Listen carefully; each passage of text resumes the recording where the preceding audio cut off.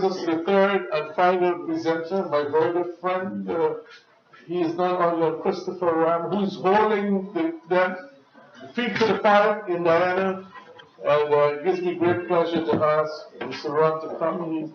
His CV is just one line long, so you can read that. He heads an accounting firm, Ram and McRae, as well as a law firm, both in Guyana. And they're both in Guyana. He says that he's moderately active in civil society. I don't believe that. And as a commentator and TV host. Christopher Ram, give me a round of applause. Thank you, Mr. Chairman. As I listened to the presentations and your own call to us about how we will have to manage the situation, I think it's important to recognize that we're talking about managing the future to some extent. You're talking about managing the price of oil. What happens with renewable energy in the next 10, 20 years? So many of the projections we've got to always have a caveat. How do we deal with those imponderables? I think also global warming and Guyana and where our oil is located have particular risks. And therefore, as we seek to manage them, I'm not suggesting that I don't agree with the projections. In fact, I was glad to see that they kind of coincide with some of the projections that have been made. Now, we keep talking about renegotiating the contract. In fact, we have several contracts in petroleum. Go to slide 9. Slide 9. We have 9. 9. 9. 9. Okay. As you can see, we've got inland, coastal, shelf, deep water, ultra deep water. Some of these contracts were awarded. The main contract perhaps was awarded in 1999. It expired sometime in 2017, 2018, and some uncertainty there because there was a force majeure as a result of the Suriname-Guyana border issue. So we tend to focus on the contract with Exxon Mobil. There are more than that. Corruption, in my view, existed in contracts before, and it existed in contracts after. There is no reason, in my view, and I'll get back a bit to the sides. There is no reason, and we must compare a post-discovery contract. The Exxon Mobil, the ESSO Exploration and Production Guyana Limited contract is a post-discovery. We knew we had oil then. The comparison cannot be made with a situation as bad as it is, the 1999 agreement, when Mrs. Jagan, as the president and responsible for petroleum, gave away, signed away blocks far in excess of what the law provided as the norm. The law did not say you could not give more than 60, but you had to have special reasons. Up to now, we don't know what the special reasons were for the 1999 award of several hundreds of blocks, and what the reason was for 2016.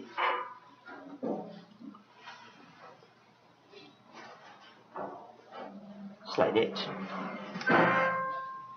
Exxon Mobil, the map showing the distribution of the blocks. Exxon Mobil, or the correct name for the company that is operating in Guyana, is ESSO Exploration and Production Guyana Limited, a subsidiary of a Bahamas company. It is not Exxon Mobil, but I would advise you, if you keep the pressure up, keep it on Exxon Mobil, because that's the one everybody knows about. What has happened is that as operator, Exxon Mobil controls 55% of the blocks that have been awarded so far. Its ownership is 22.3%. So what it has done is gobbled up the smaller ones I think Jan mentioned those that have no capacity, and the law requires that you have capacity if you are going, when you make a submission for a block. Now, nobody knows. Well, the public does not know. What were the terms of the prospecting licenses? What were the terms of the production licenses? We know the agreement, and the agreement was only extracted out of Exxon Mobil and the Government of Guyana because someone had said they might have been a signing bonus. I then went and I wrote that in Stabroek News, and I was accused of being a madman. Well, I might be mad, but not for that reason. Now, stupidly, almost a year later, the Ministry of Finance writes the Bank of Guyana, copying 5 persons. You don't even put things in writing in Guyana, let alone copying 5 people. And the whole business of the signing bonus became a matter of public knowledge. It forced the government to then admit, yes, there was something, and that it forced them to award the contract, despite what Trotman was saying, that the confidentiality clause. Now, Trotman is a senior lawyer by 8 years of experience. He could not have read Section 4 of that Act, the 1986 Act, and read confidentiality in terms of an agreement. So the discussion we always have is on Exxon Mobil.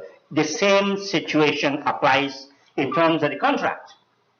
But the distinction is that Exxon Mobil is a post-discovery. You knew you had oil in large quantities, because the law says that from the time you have a production license and you have discovered something, the presence of hydrocarbon, you must notify the minister. Under Section 30, he then says you've got to notify him forthwith, which means in a matter of days. You know, like the no confidence motion in a matter of days. You've got to notify him. He then says, okay, go and do an appraisal well.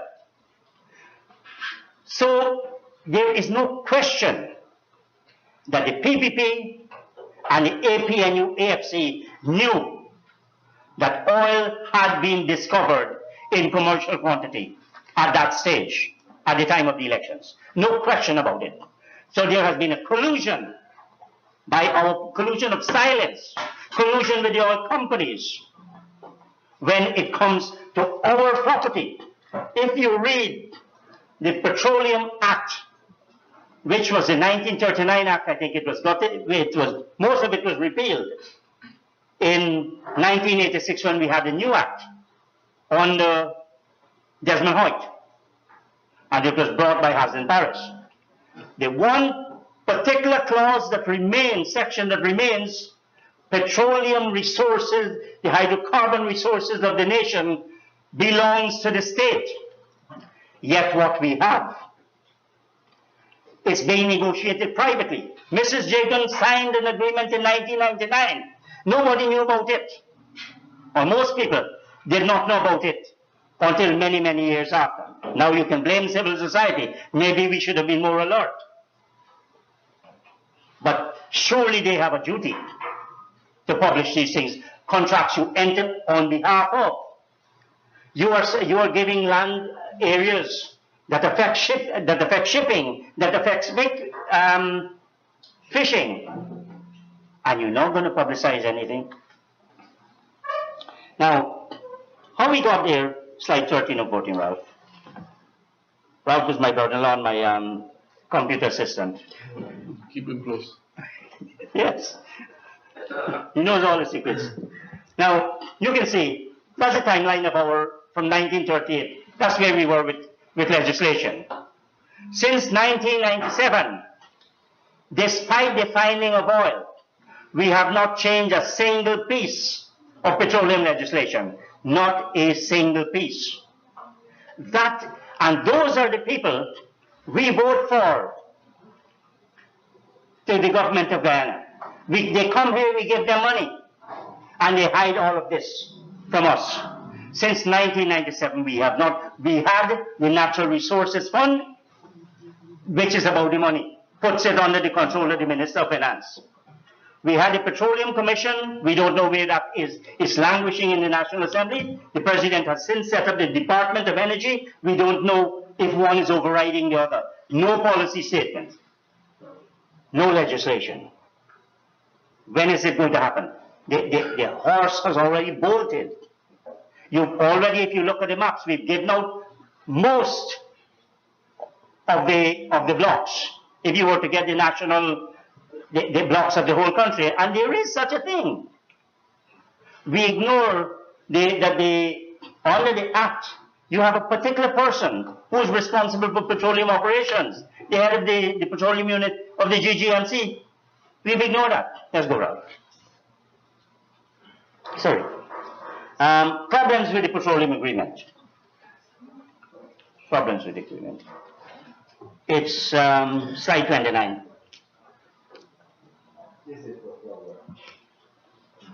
Let me just go quickly into the agreement. Ralph, could you go back a couple? Yes, the 2016 agreement.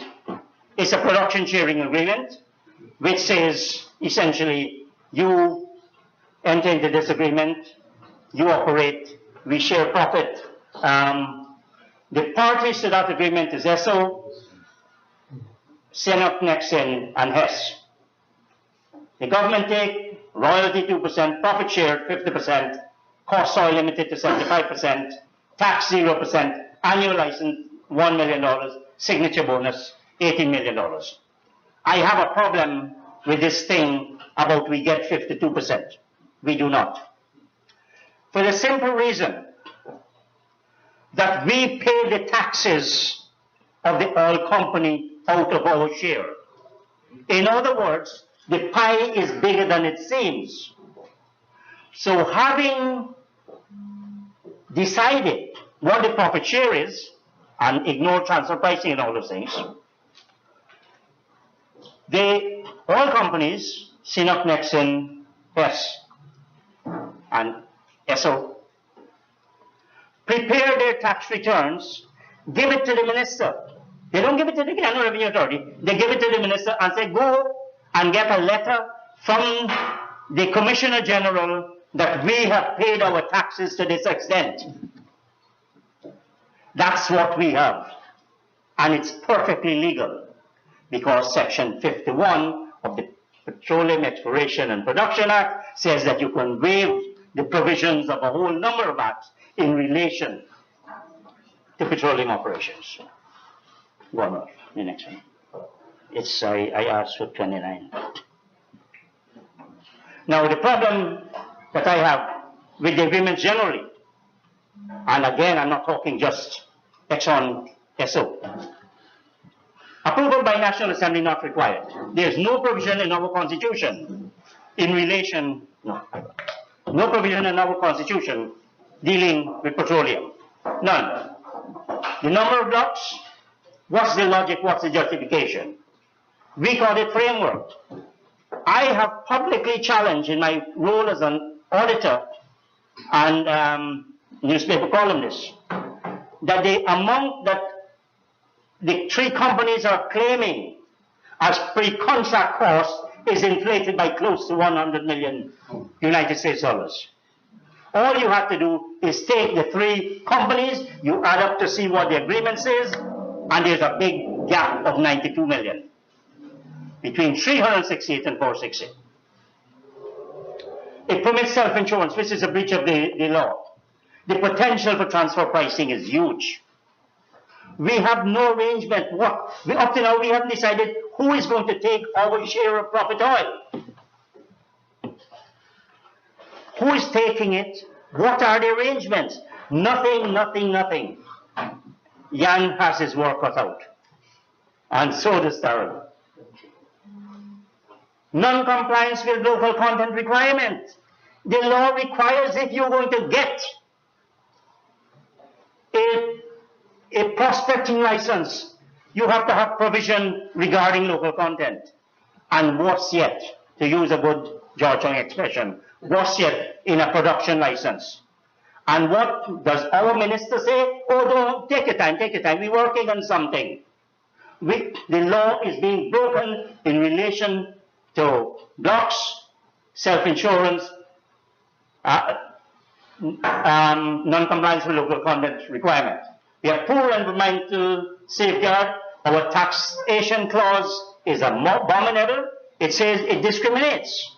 It says all companies are not subject, in effect, to taxation. And we have a strange provision. If it's disallowed under the agreement, they talk about audit. But if it's disallowed under the agreement, it might actually work to the oil company favor. Because once it's an expense wholly and exclusively incurred in the production of income, and that's what they're going to claim, then they're going to get 100% rather than shared expense with government. It's a little bit of a technical point. There's low or no oversight. We were told that the young man who was appointed to head, he will learn the job 6 months after he hadn't read the contract. So it's taking a little time for him to learn the job. Jan made the correct point about ineffective ring fencing. Now, so they will continue because of the size of the block. They will be expending on future blocks to minimize the the profits on existing blocks. We have not had one of the big parts of this contract is associated and non-associated oil and gas. It's not oil, yeah.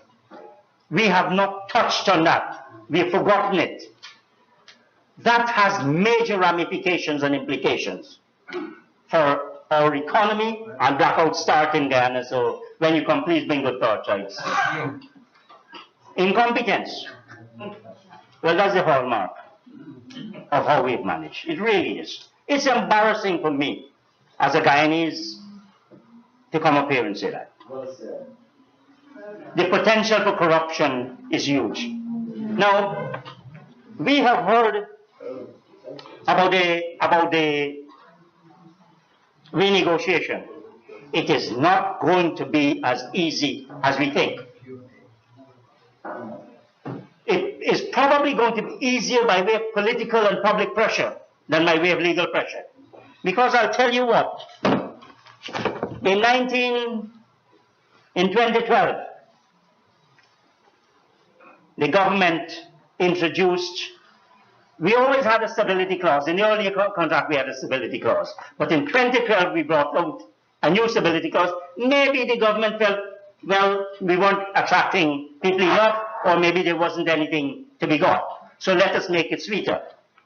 We then said, on the stability, except as may be expressly provided herein, the government shall not amend, modify, rescind, terminate, declare invalid, or unenforceable, require renegotiation of, compel replacement or substitution, or otherwise seek to avoid, alter, or limit this agreement without the prior consent of the contractor. You could imagine our government saying that our government will not pass any legislation. The point is bigger, however. It didn't only speak for itself. All future governments are bound by that stability clause. It's going to be a gargantuan legal challenge to challenge that. If you want challenge to overturn this. How we do it, I'm not sure, because it's going to be big. I take some heart, go down to 36. No, 31. 31. Okay, next. Challenging the stability clause. There are a number, I have examined the contract. I believe the minister acted ultra-virus. First of all, He is legally empowered to enter into a petroleum agreement. But is he empowered to bind the government of Guyana in perpetuity? Clearly not. He acted ultra vires, and there are specific provisions of the law that the minister has violated.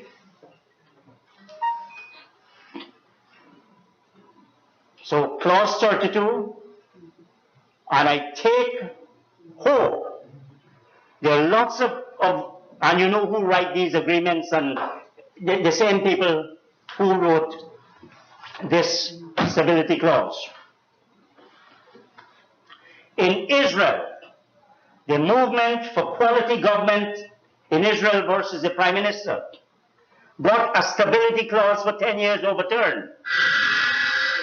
And I like the circumstances, because the person who went there to argue for it, that look, we need this stability clause, was no less than Prime Minister Benjamin Netanyahu. And the judges said to him, Mr. Prime Minister, oh, he pleaded security. He said, the judges said, Mr. Prime Minister, on security, we will not even question you. But on the law, you go back and fix it. When you fix it, then we will look at it again. And he had to fix it. The issue that touched on binding of future parliaments. We are in a very difficult situation, and we will have to get the best kind of resources, but I still believe the public resources. Let's go to the roll of dice for 36. 36. Look, I know I came here, right? And I should talk a little bit to you. We have said, however, the numbers are subject to all kinds of things, but there's probably close to 80 trillion Guyana dollars involved in this contract. Gross. Many of you are business people. Investment opportunities, direct and indirect, financial services, engaging in agriculture. We're already seeing the Dutch disease. You look at the whole East Bank corridor. Look at the show areas. Look at fishing. Dutch disease is already playing its part. You, as investors, you as people with some financial resources, there are lots of possibilities, job opportunities, health and other social services, construction, housing, roads. Then there's this big issue of refining and other downstream petroleum production activities. There are opportunities here.